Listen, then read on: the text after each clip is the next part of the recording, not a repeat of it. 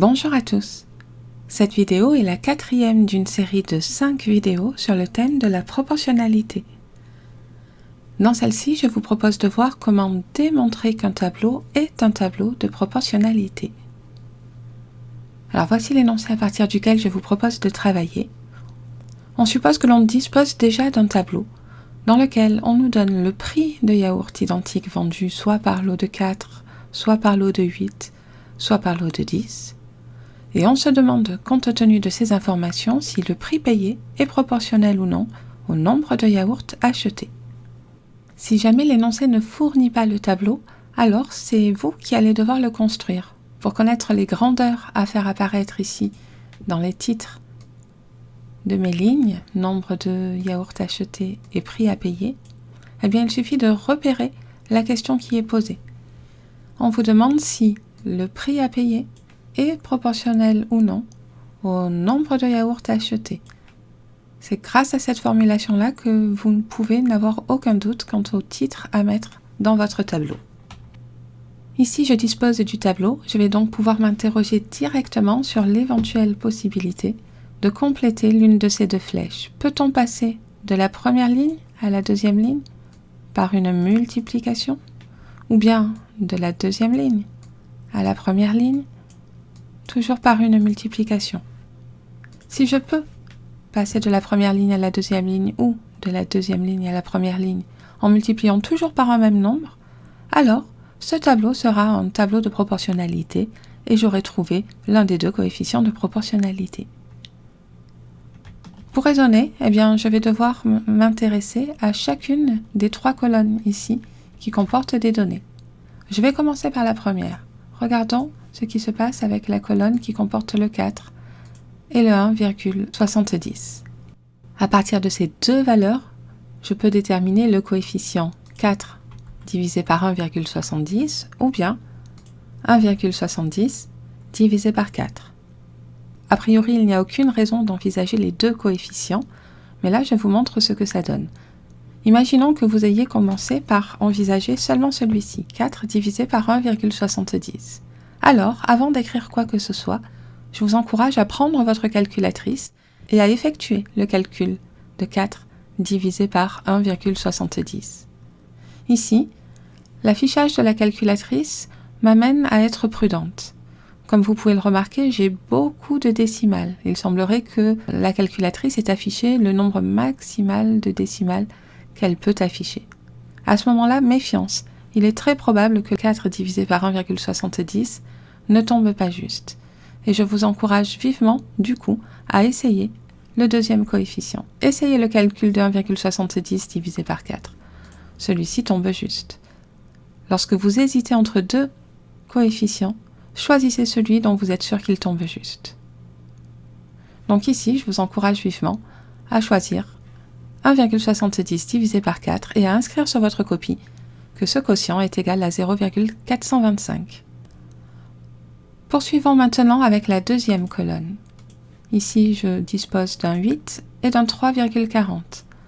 Donc vous l'avez compris, si je me concentre uniquement sur la colonne bleue, j'ai a priori le choix entre le quotient de 8 par 3,40 d'une part et le quotient de 3,40 par 8 d'autre part.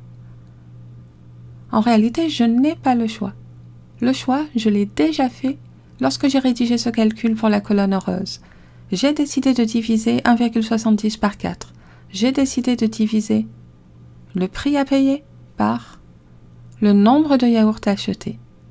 Maintenant que ce choix est fixé, je n'ai plus le choix. Je vais devoir à nouveau diviser le prix à payer, 3,40, par le nombre de yaourts achetés. Je vais faire le calcul. Bonne surprise, je trouve à nouveau 0,425. Donc, je suis plutôt bien partie pour avoir un tableau de proportionnalité. En réalité, pour l'instant, puisque j'ai fait le calcul pour la colonne rose et pour la colonne bleue, et que j'ai trouvé le même résultat pour ces deux calculs, ce que je peux en déduire, c'est que le mini-tableau constitué de ces 4 cases colorées ici est un tableau de proportionnalité. Mais pour l'instant, je ne peux pas encore conclure. Tout simplement parce que, selon que je vais mettre un 4,25 ou un 8,25 ou peu importe, eh bien, je pourrais changer la réponse à la question. Ce tableau pourrait être un tableau de proportionnalité avec 8,25, mais ne plus être un tableau de proportionnalité avec 4,25. Donc il est vraiment primordial de continuer le raisonnement. Regardons donc ce qui se passe avec cette dernière colonne.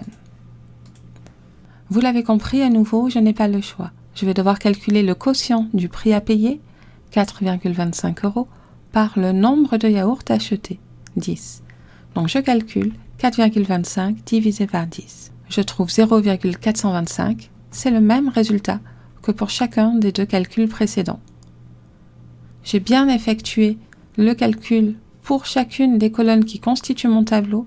J'ai trouvé le même résultat pour chacun de ces trois calculs. Je vais pouvoir conclure que ce tableau est un tableau de proportionnalité. Je vais maintenant regarder si ce nombre 0,425 est le nombre qui me permet de passer de la première ligne à la deuxième ligne par une multiplication, ou bien de la deuxième ligne à la première ligne par une multiplication. Je m'interroge sur le sens de la flèche. N'hésitez pas à tester directement à partir des valeurs qui sont dans le tableau. Par exemple, est-ce que c'est 10 fois 0,425 qui est égal à 4,25 ou bien 4,25 fois 0,425 qui est égal à 10. Vous pouvez aussi raisonner à partir des fractions qui sont écrites ici. Je vous rappelle que le quotient de 4,25 par 10, c'est le nombre qui, multiplié par 10, donne 4,25.